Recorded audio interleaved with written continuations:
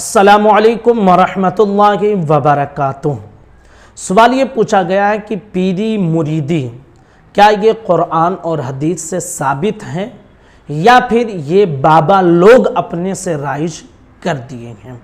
तो आज इस वीडियो में हम आपके सामने इस मसले को वाज़ेह करेंगे कि पीरी मुरीदी का सबूत कुरान में भी मौजूद है और हदीस शरीफ में भी मौजूद है। सूरह फतह आयत नंबर 10 अल्लाह ताला इरशाद फरमाता है, उसका तर्जमा मैं आप तक पहुंचा देता हूँ।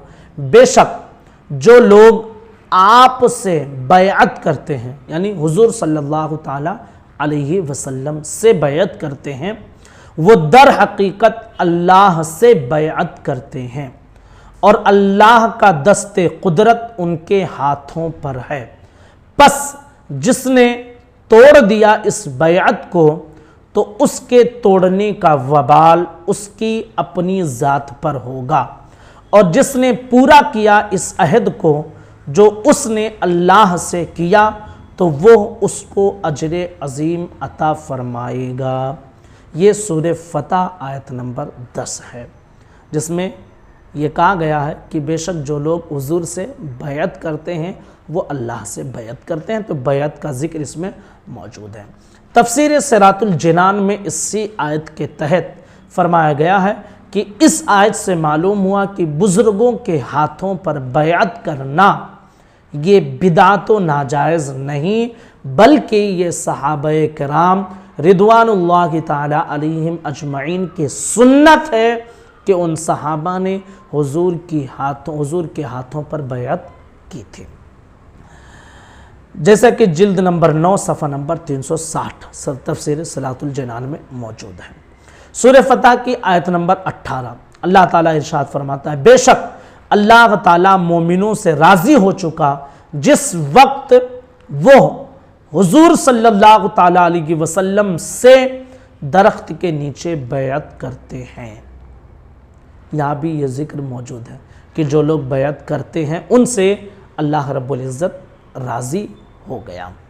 सही बुखारी शरीफ की एक रिवायत है जो बहुत मशहूर व मारूफ है। इसी दरख्त के नीचे बैअत करने का ही जिक्र उसमें मौजूद है कि हज़रत उस्मान गनी रदियल्लाहु ताला अन्हु वहाँ मौजूद नहीं थे। जो मैं रिवायत चाहता हूँ कि सुना दूँ। हज़रत उस्मान बैअत के वक्त न थे, हुजूर ने अपना एक हाथ उस्मान का हाथ करार दिया और दूसरे हाथ को दस्ते कुदरत का नायब बनाया और फरमाया ये अल्लाह का दस्ते कुदरत है और ये उस्मान का हाथ है। तो आपने एक हाथ दूसरे हाथ पर रखा और बैअत की, यानी आपने अपने एक हाथ को उस्मान का हाथ करार दिया और दूसरे हाथ को दस्ते कुदरत करार दिया। और जो बैअत हो रही थी हज़रत उस्मान वहाँ मौजूद नहीं थे, तो उस्मान की तरफ से खुद हुजूर सल्लल्लाहु ताला अलैहि वसल्लम ने बैअत की थी। इससे ये मालूम हुआ कि बैअत कराना ये जायज़ है, और साथ ही बैअत के लिए ज़रूरी नहीं है कि आप निगाहों के सामने पीर के बैठे हों तभी बैअत हो सकती है, इसके अलावा नहीं हो सकती, ऐसा नहीं है। दूर से भी अगर आप बैअत होना चाहते हैं तो बैअत हो सकते हैं। इसके अलावा एक और जो है कुरान मुक़द्दस की आयत आप तक मैं पहुंचा दूं, जो सूरह बनी इसराइल आयत नंबर 71 में मौजूद है। अल्लाह ताला इरशाद फरमाता है, यौम नदउ कुल्ल उनासिम बिइमामिहिम, यानी जिस दिन लोगों को उनके इमामों के साथ बुलाया जाएगा, पुकारा जाएगा। तफसीर नूरुल इरफान में मुफ्ती अहमद यार खान नईमी अलैहि रहमा फरमाते हैं कि इससे मालूम हुआ कि दुनिया में किसी सालिह इंसान को अपना इमाम बना लेना चाहिए, शरीयत में तकलीद करके और तरीक़त में बैअत करके, ताकि हश्र अच्छों के साथ हो। अब अच्छा पीर कौन है, इसके हवाले से सुन लीजिए। पीर के लिए 4 शर्तें हैं, जिसके अंदर ये सारी शर्तें हों उन्हीं से मुरीद हों। ऐरे गैरे नत्थु खैरे से आप मुरीद ना हों, जिन्हें कुछ अता ही पता ना हो जाकर लोग उनसे मुरीद हो जाते हैं। आला हज़रत अली रहमा फरमाते हैं कि पीर के लिए 4 शर्तें हैं। नंबर 1 कि वो सुन्नी सहीहुल अक़ीदा मुसलमान हो, سنی صحیح العقیدہ مسلمان ہو، ٹھیک ہے۔ نمبر 2، وہ اتنا علم رکھتا ہو کہ اپنے ضرورت کے مسائل وہ کتابوں سے نکال سکتا ہو۔ ہمارے یہاں تو پیر ایسے لوگوں کو بناتے ہیں، اللڑ کو وضو کرنے کا طریقہ نہیں معلوم ہوتا ہے، چلم حکہ صرف معلوم ہوتا ہے بس، اور کچھ نہیں، ایسے لوگوں کو پیر بنا لیتے ہیں، ہے نا۔ تو اعلیٰ حضرت فرماتے ہیں اتنا علم ہو کہ اپنی ضرورت کے مسائل کو وہ کتابوں سے نکال سکتا ہوں۔ نمبر 3، فاسق معلن نہ ہو، یعنی اعلانیہ گناہ نہ کرتا ہو۔